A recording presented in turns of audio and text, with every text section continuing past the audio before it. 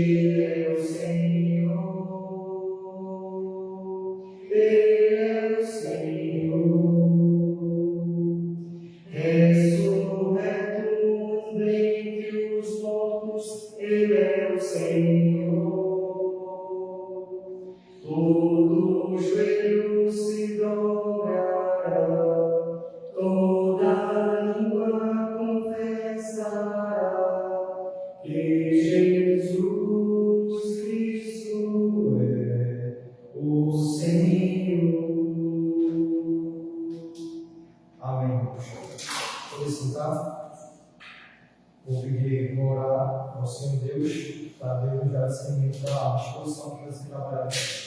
Oremos. Altíssimo Rei, te rendemos graça, ó Pai, por tua infinita glória. Bendito seja o teu nome, Senhor Deus, em toda a face da terra, Senhor. Temos, Senhor, todos os povos, temos em os habitantes do mundo, porque tu disseste existir e ordenaste surgir, Senhor. Altíssimo Rei, te peço, Senhor Deus, a compreensão da tua palavra, que o Senhor possa guiar através do teu Santo Espírito para que possa expor a mensagem conforme o Senhor tem com a boa e genuína conforme a tua vontade, Senhor. Também te peço, Pai, que nossas mentes estejam sempre relacionadas e ligadas, não somente aqui, Senhor. Que possamos nos ligar das coisas lá fora e que possamos te adorar em espírito e verdade. Assim te oro e te agradeço, em nome de Jesus. Amém. Bom, irmãos, eis o nosso texto que a gente acabou de ler, o texto que a gente já leu, na verdade, que foi o texto de Mateus, capítulo 7, versículo 21 até o verso 23. E esse estudo traz como a seguinte tese para nós nessa noite: o que define o verdadeiro cristão? Certo? Vou simplificar da forma geral.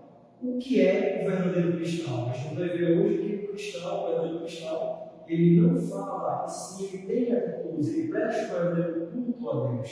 E a gente vai ver o que acontecia naquela época, né? No primeiro século, no início das cartas escritas, principalmente o texto que nós vamos expor. Naquela época, o povo de Deus, muitos da expressão naquela época, eles não tinham o pensamento de cultuar a Deus também com seus olhos.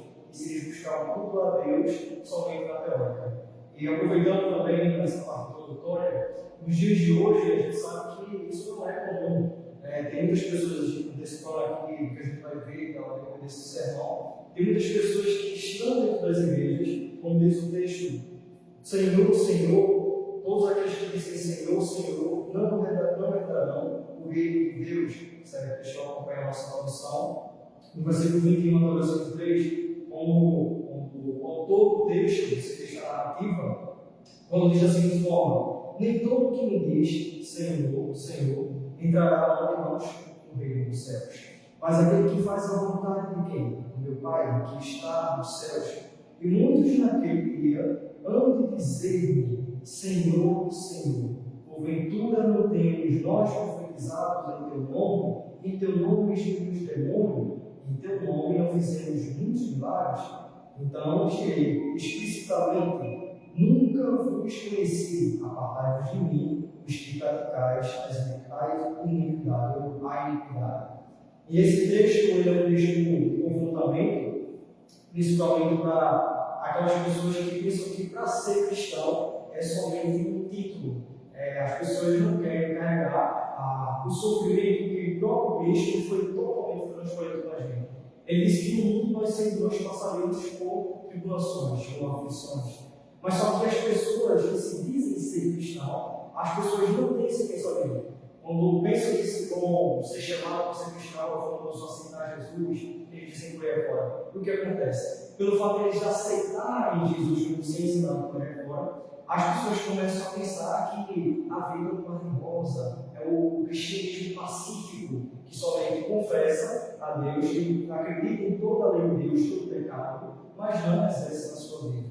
E esse texto serve de confrontamento para todos, porque inclusive até quando disse o apóstolo Paulo, na carta aos Romanos, no capítulo 7, quando ele diz que o bem que ele quer fazer, ele não consegue, porém o mal que é bem que nós que se apresenta na nossa carne, esse infelizmente ele faz, nós pecamos, nós fazemos. E no contexto de Mateus, capítulo 21, do verso 22, é um confrontamento para o povo eleito daquela época, tanto o povo eleito, como também outras pessoas daquela época. Quando o seu ocorriam os milagres, os irmãos já bem sabem, os milagres que já aconteciam, Deus teve os apóstolos fazer milagres, e vocês vão ver os milagres acontecendo lá no livro de Atos. E muitos desses milagres lá que os apóstolos faziam, desde expulsão de demônios, desde até cura de paralíticos, como coxa. E se vocês verem o livro de Atos, vão aprender isso claramente. Então, muitos naquela época, eles se vangloriavam, se maravilhavam com esses sinais. Inclusive, eles pensavam que era somente isso, para poder glorificar a Deus, para poder, como posso dizer, ter um significado, para poder adorar a Deus em espírito de verdade. Para eles, na mentalidade do povo naquela época, eles pensavam que adorar a Deus era somente aquilo. E também fazer maravilhas e muitas outras coisas. Fazer palavras, adorar a Deus com os lábios e o coração, sempre estar distante de Deus. E esse texto nos confronta que esse texto que a gente está vendo, na verdade, é o começo do sermão que Cristo dá. Lá no monte, você lembra do sermão do monte, que ficou conhecido lá no capítulo 5. E Jesus ele dizia esse sermão lá no monte, ele dava as orientações sobre as bem-aventuranças. Se vocês verem pegar o capítulo 5 desse livro de Mateus, vão compreender isso claramente. Então, aqui nesse capítulo 7, a gente consegue pegar, especificamente o que a gente vai trabalhar nessa noite, no versículo 21 ao versículo 3, a gente consegue ver um pouco desse comentário, ou desse sermão que Cristo fez lá no monte, e fez lá no capítulo inicial, no capítulo 5, e está prestes a finalizar agora no capítulo 7. E outra coisa também, o grande manifesto de Jesus sobre os princípios do reino dos céus, ele expressa isso lá no capítulo 5, e nessa passagem Jesus confronta a religião de aparência e exibe o verdadeiro critério do reino, que é a vontade do Pai. Mas que vontade do Pai é essa? Nesse plano, um pouco mais para a gente poder compreender uma forma mais intensa, a gente sabe que o eleito de Deus, quando guarda os mandamentos de Deus, toda a sua lei, nisso sabemos que temos conhecido se guardar os seus mandamentos, pois o amor de Deus será aperfeiçoado para aqueles que guardam os seus mandamentos, como diz em 1 João, capítulo 1, do verso 3 ao verso 6. E para a gente compreender um pouco mais esse texto que a gente está trabalhando, a pergunta é o seguinte: eu vou fazer uma pergunta os irmãos referirem, ao decorrer da nossa discussão, eu vou responder esvaziado somente essa pergunta, mas também as demais perguntas. E a pergunta é o seguinte: como eu faço para saber que eu sou cristão? Como você sabe que você é um cristão, é um eleito ou eleita de Deus? Então, essas perguntas e muitas outras a gente vai compreender. Outra pergunta também, fiz bastante esse estudo, porque no final nós vamos fazer algumas perguntas para nós vamos poder compreender. Como podemos saber a diferença entre o eleito de Deus, o eleito à salvação, e o eleito à condenação? Como é que nós podemos distinguir? E antecipando desde já, para nós poder compreender, a gente sabe que o que diferencia é as suas obras, que Deus estabeleceu, como o apóstolo Paulo escreveu lá em Efésios 2:9, as boas obras para que Deus preparou para que andássemos nela, Ele já preparou e não terminou a nossa fundação do mundo. E conforme a beleza do decreto de Deus, as coisas passam a acontecer conforme Deus estabeleceu. E a gente sabe que, como também diz lá em Gálatas, capítulo 5, versículo 22 até o verso 25 especificamente, lá o apóstolo Paulo também diz os frutos do Espírito Santo, que são eles paz, longanimidade, bondade, mansidão, domínio próprio. Enfim, o apóstolo Paulo ele faz uma lista lá de quais frutos são esses. Então a gente sabe que a palavra de Deus, ela não toda a lei, somente só que a gente apresentar, mas toda a palavra de Deus ela abrange para tudo que a gente vem aprendendo anteriormente, nos estudos anteriores, que é a confissão de fé e também a confissão de fé. A confissão de fé, a gente vê que o Senhor Deus, que é soberano sobre a sua criação, também revela a nossa condição, que nós somos pecadores, que Cristo tira o pecado do mundo, como a gente viu lá em João 32, e conhecereis a verdade vos libertará, e que ninguém vai ao Pai senão pelo Filho. Então essas verdades a gente consegue compreender para a glória de Deus, e a gente sabe que com tudo isso, Deus nos chama, nos exorta, não somente a falar, a crer em tudo isso, mas também a vivenciar. É aquela famosa frase que já viu até uma música, então que a gente repete, tanto já falei já, o Marcos, o Josiel também, que sempre diz que o culto não é somente aqui no templo. O culto é esta parede, o culto é na nossa vida. O culto é constante, o culto sempre deve permanecer para propagar a glória de Deus. Isso conforme a gente vem sabendo e compreendendo a glória de Deus.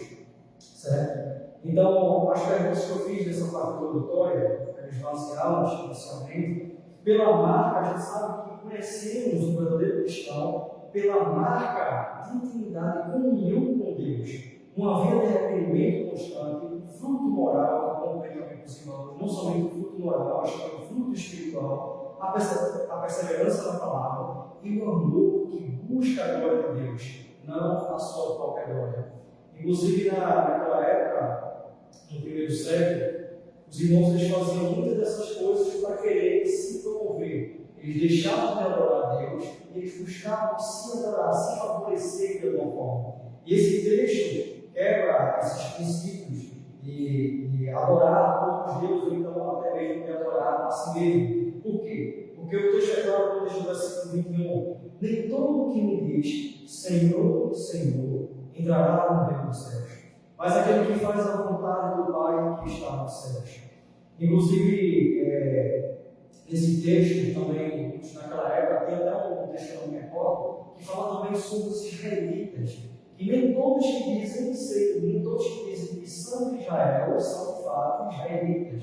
E no texto que a gente está vendo, nem todos que dizem Senhor, Senhor, entrará no reino dos céus.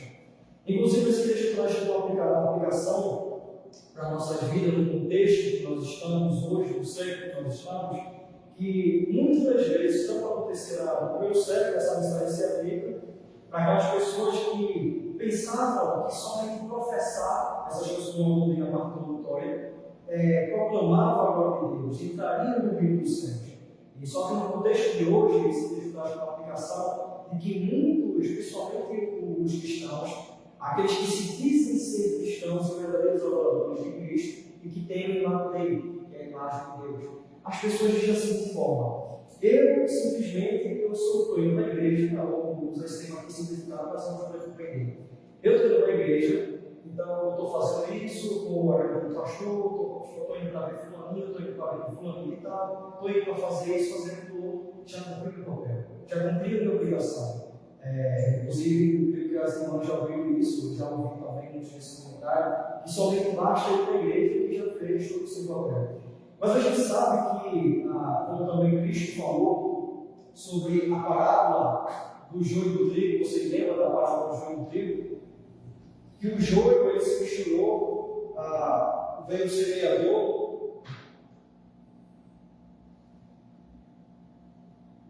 e semeou o joio junto do trigo.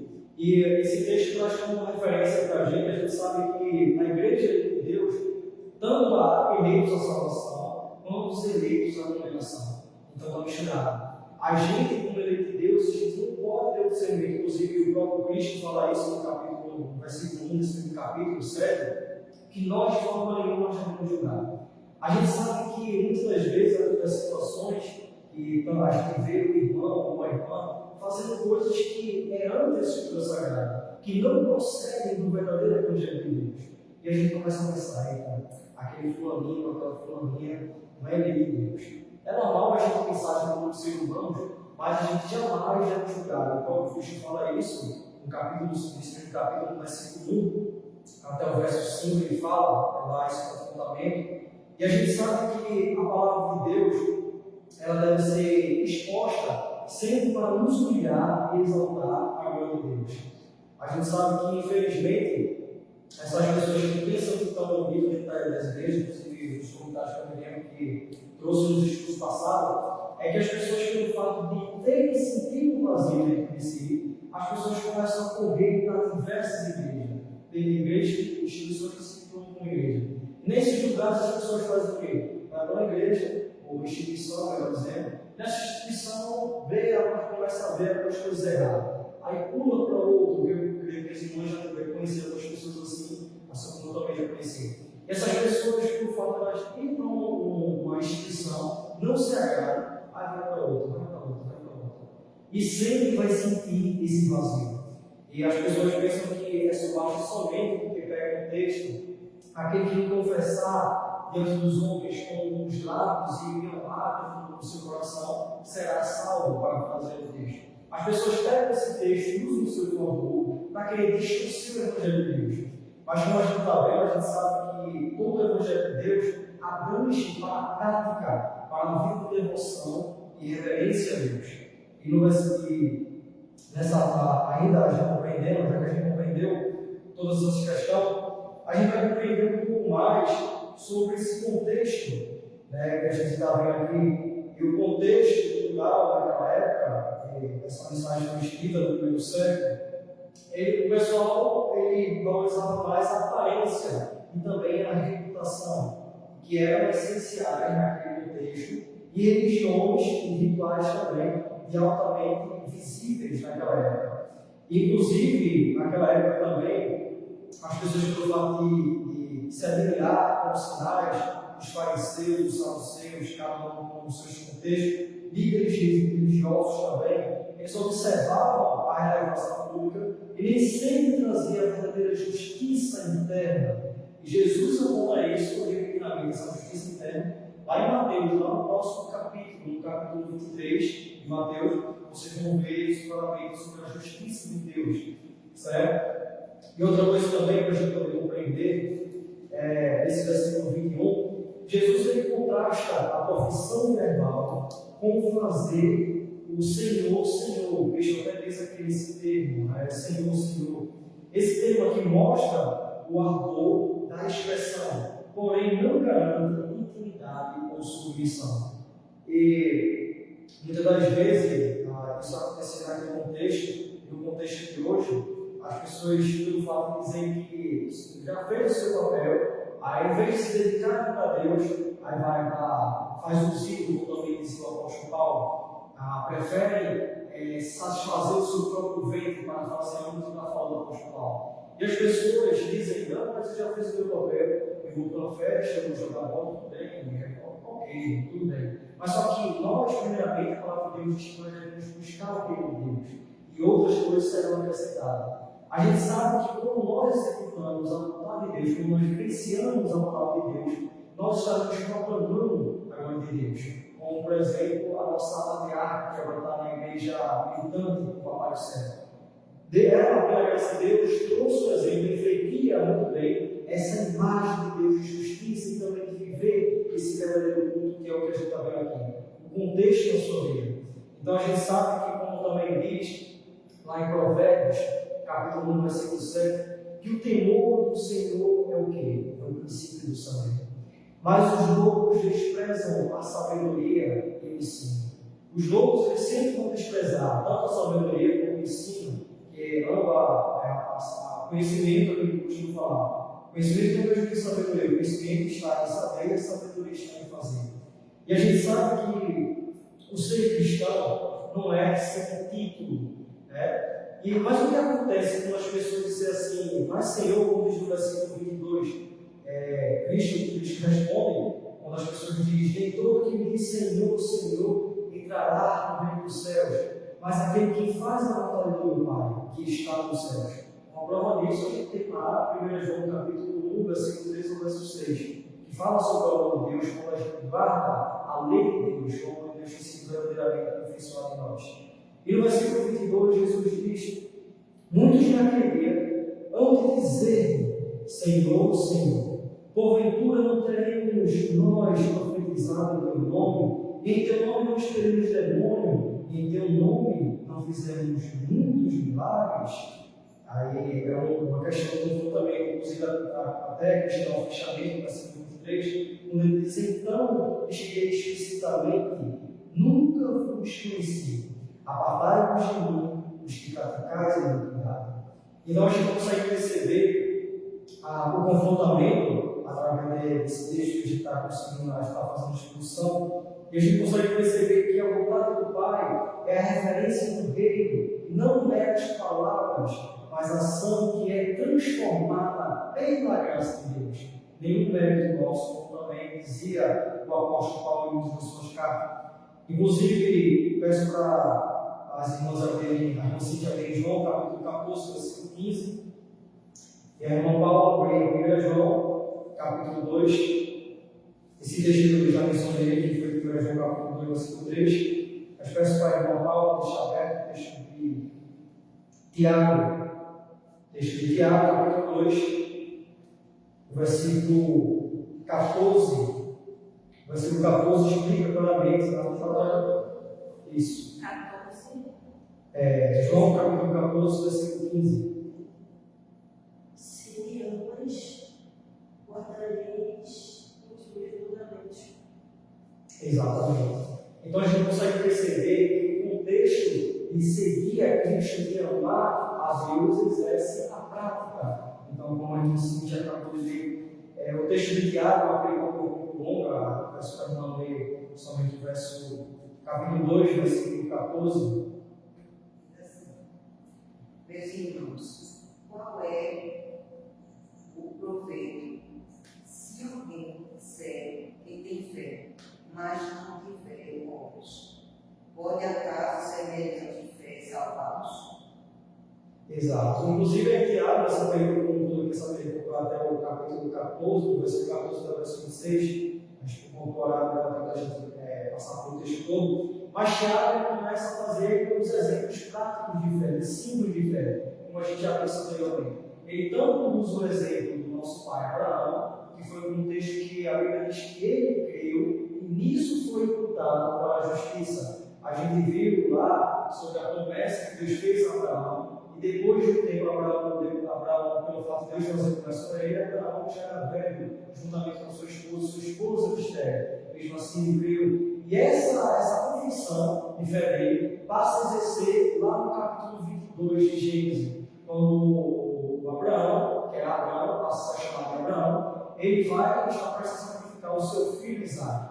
E Deus envia o seu anjo e diz: não estenda a mão que o menino não faça nenhum mal, pois o Senhor sabe que você tem a fé. Então, se parafrasear o texto, vocês vão ver isso claramente.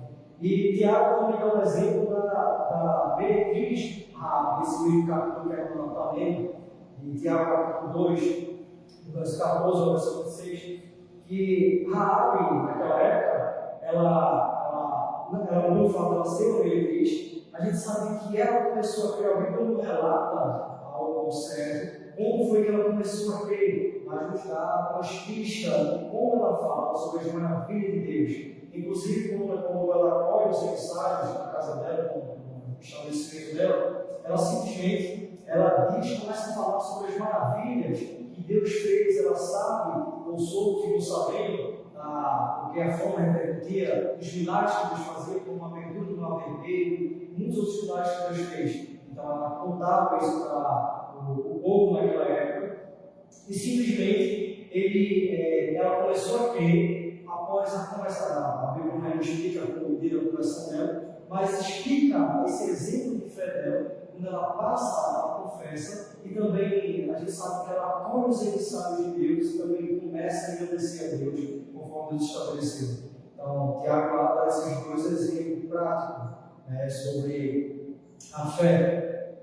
Inclusive, a pergunta para a gente poder compreender um pouco mais, esse texto, como a gente sabe que o culto sempre deve buscar a glória. A pergunta é: será que o culto deve buscar a glória de Deus ou a aprovação humana? E lá em Gálatas capítulo 1, o apóstolo Paulo, ele diz claramente, que ele não expõe a palavra de Deus para agradar homens, e sim para agradar a Deus. Por mais que esse evangelho que a gente está expondo aqui seja palavras duras para o ímpio, como a gente está vendo, nem todo que disse Senhor entrará no reino dos céus, que se encaixa no texto da tua predestinação, mas aquele que faz a vontade do meu Pai, que está nos céus. E as pessoas entram em colapso quanto a isso, porque pensam que é somente fazer algumas pequenas obras. Vou fazer grandes obras aqui, eu vou estar salvo. Ou então, melhor, vou estar fazendo grandes obras aqui, então Deus ele vai se envolver com isso. Aí no versículo 22, diz da seguinte forma: muitos naquele dia vão dizer-lhe: Senhor, Senhor, porventura não temos nós profetizado em teu nome? Não expelimos demônios e em teu nome não fizemos muitos milagres? E o que é que Cristo vai dizer? Quando chegar o dia do juízo, e Cristo fala nesse capítulo, Cristo está falando nesse capítulo aqui, muitos naquele dia, nessa parte, mas ele não explica que dia é esse. Mas se vocês verem o livro de Mateus como um todo, vai ver que explica sobre o juízo de Deus quando for o dia da ressurreição final. Inclusive, nesse texto, quando as pessoas disserem assim, como por exemplo, simplificando para as pessoas poderem compreender: mas Senhor, eu fiz milagres. Naquela época, as pessoas buscavam fazer esses milagres, como expulsão de demônios, como também outros tipos de milagres, profecias também. E hoje as pessoas confundem isso. Aí começam a dizer que hoje tem profeta, começam a dizer que hoje tem levita, tem sacerdote, tem várias coisas que eles começam a dizer no seu contexto contraditório. E a gente sabe que lá em 1 Pedro, se não me falha a memória, se não é 1 Pedro, no capítulo 2, quando Pedro ele começa a dizer que Deus já nos entregou essas pessoas da operação do erro.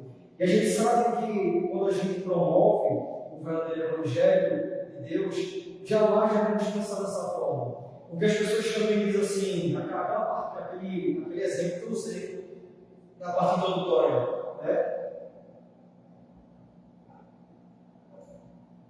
que as pessoas dizem: eu já fiz muito parte para com Deus, já fui à igreja, já fiz isso e aquilo outro.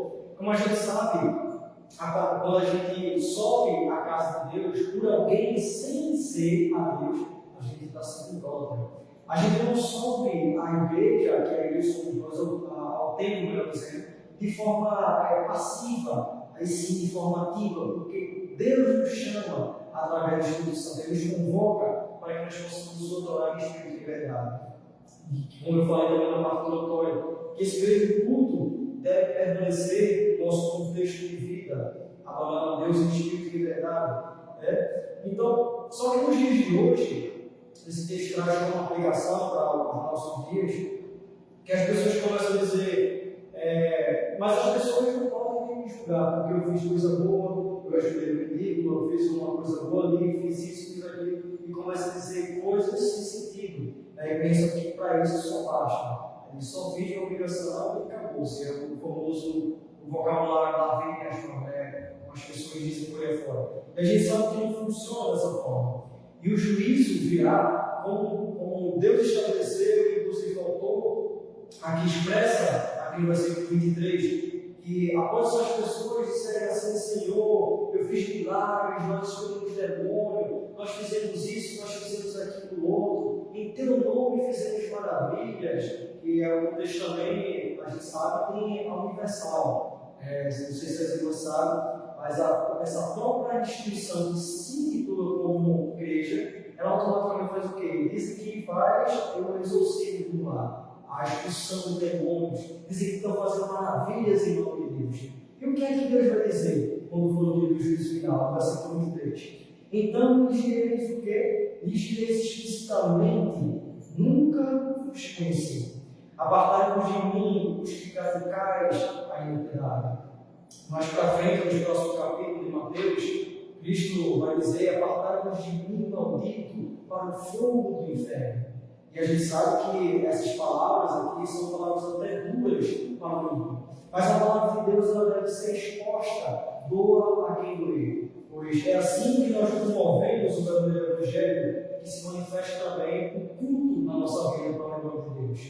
Então, tudo isso a gente consegue ter essa concepção, tá? E a gente consegue perceber que Jesus reconhece, como a gente viu no versículo 22, que há feitos magníficos e até sobrenaturais. Muitas das vezes, o texto até permite que as pessoas fiquem nessa operação do erro, realizando esses certos milagres, para que elas sejam encerradas na operação do erro. E a gente sabe que, como a gente já compreendeu isso na parte introdutória, no judaísmo e nas comunidades também do Novo Testamento, sinais eram valorizados naquela época. Jesus, só que a gente sabe que, a gente sabe que hoje não tem mais esses sinais que tinha anteriormente naquela época do século. E a gente sabe, também tem muitos outros textos que explicam esse contexto, que fala sobre, por exemplo, Deuteronômio, capítulo 13, versículo 1 até o verso 3, fala sobre o teste do profeta, fala sobre 2 Tessalonicenses, capítulo 2, versículo 9, verso 10, fala sobre os sinais enganadores que surgirão. Mateus, que é o texto que a gente está lendo, capítulo 7, mas os versos anteriores, do versículo 15 até o verso 20, fala os frutos da revelação e também da árvore. Aqui a gente está compreendendo, como diz no versículo 15 até o versículo 20, né?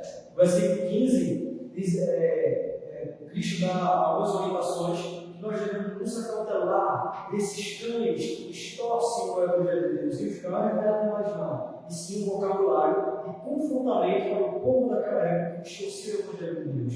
Como também está lá em Judas, capítulo 1, versículo 13 e versículo 4. E a gente sabe que nesse versículo, vai dar tempo de gente ler, mas no versículo 15 até o verso 20, Cristo lhe dá algumas orientações. E ele diz no versículo 19, como por exemplo, no versículo 18 especificamente, no versículo 17 até o verso 20, ele fala. Então, quando ele diz: assim toda árvore boa produz bons frutos, porém a árvore má produz frutos maus. Não pode a árvore boa produzir frutos maus, nem a árvore má produzir frutos bons. E o que acontece com aquela árvore que não der bons frutos? Não pode, toda árvore que não produz bons frutos, ela será o quê? Cortada e lançada no fogo. Então, isso aqui responde aquelas perguntas que eu fiz no início. Como saber, como identificar um verdadeiro cristão? O verdadeiro cristão é aquele que tem os frutos que Deus estabeleceu, os frutos que glorificam a Deus nesse livro do Evangelho, que promove, não somente promove a profissão de fé em propagar o Evangelho, mas também a vivência conforme Deus estabeleceu. Então, essas verdades, a gente consegue ter essa compreensão. E como fechamento, Jesus ele dá algumas orientações a mais do que ele dirá quando for no dia final, no dia de juízo. Aquele não Deus, como eu expliquei, os irmãos no capítulo, nos próximos capítulos de Mateus, explica que dia que é esse, que é o dia do juízo final. Então, ele diz explicitamente: nunca vos conheci, apartai-vos de mim, os que praticais a iniquidade. Então, essas são as verdades que a gente deve ter a compreensão. E quando a gente consegue compreender essas verdades, a gente sabe que quando Cristo diz nunca vos conheci na narrativa, Mateus escrevendo, o Cristo, ele pronunciando, que ele conheceu na parte vitória, ele iniciou esse sermão lá no monte, no capítulo 5, e aqui no capítulo 7, Cristo dá a continuação desse mesmo sermão que ele dá no capítulo 5. Então aqui a gente consegue ver que conhecer a Deus, tanto no Antigo Testamento quanto no Novo Testamento, é ser participante da sua vida, proximidade, deleite e também independência. Jesus aqui afirma, irmãos, de iniquidade aquilo que aos olhos humanos parecia obra piedosa, porque a motivação é a vaidade e não a glória de Deus. Isso naquele contexto que não é diferente nos dias atuais. Inclusive, o próprio Salomão ele diz lá em Provérbios, ele diz: não seja sábios aos teus próprios olhos. Se eu não falei em Provérbios capítulo 7, versículo 3, ou é o Provérbios capítulo 3, versículo 7, é um desses dois. E a gente consegue perceber que muitas das pessoas, não somente no primeiro século, mas também nos dias de hoje, as pessoas começam a ser sábias aos seus próprios olhos. Não, mas eu tenho conhecimento aqui. Não, mas eu faço coisa boa ali. Não, eu faço isso. Eu faço aquilo. E por causa disso, pelo fato que eu estou fazendo essas coisas, eu estou glorificando a Deus. Mas só que a gente sabe, o Cristo ele vai dizer, né, para essas pessoas que pensam que é somente a teoria, essas pessoas, por isso que eu falei que não é parte da teoria, as pessoas que gostam de se motivar os cultos, entre aspas, que é totalmente contraditório e anti-escritura sagrada, que são os anticristos. Inclusive, a gente sabe que nesse texto que a gente está vendo, Cristo ele vai dizer que ele não conhece essas pessoas no dia do juízo final. E ele vai dizer: apartai-vos de mim, os que praticais a iniquidade. E a gente consegue ter a compreensão aqui também nesse texto que Jesus chama de iniquidade aquilo que aos olhos humanos parecia obras piedosas. E Jesus aqui ele está fazendo esse alerta, porque a motivação naquela época era a vaidade e não teria a glória de Deus. E a gente vai passar só mais um texto. Vamos lá para Salmos, capítulo 1, versículo 6. Tem diversos textos, mas não é para a gente passar por todos. Salmos, capítulo 1, versículo 6.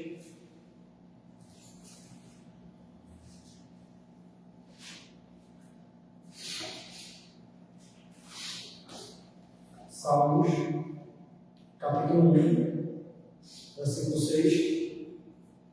Aqui, o salmista Davi faz uma menção das bem-aventuranças, que é o homem que não anda o segundo conselho dos ímpios, não se detém no caminho dos pecadores, nem se assenta na alta dos escarnecedores.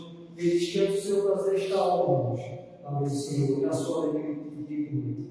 Inclusive, nesse capítulo como um todo, o salmista Davi explica todas essas bem-aventuranças, e ele dá um contraste. Ele diz que ele está servindo ao ímpio, aos justos, primeiramente, que se atentam à lei de Deus, e também aos ímpios.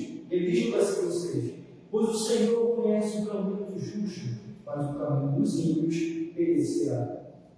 Então, essa é a verdade que nós temos que compreender para a honra de Deus, certo? Sobre a palavra genuína de Deus, que deve ser exposta. E esse texto também, a gente consegue compreender que o arrependimento e a busca pela glória de Deus devem ser a motivação central. Devemos testemunhar com frutos, amor, santidade e também humildade.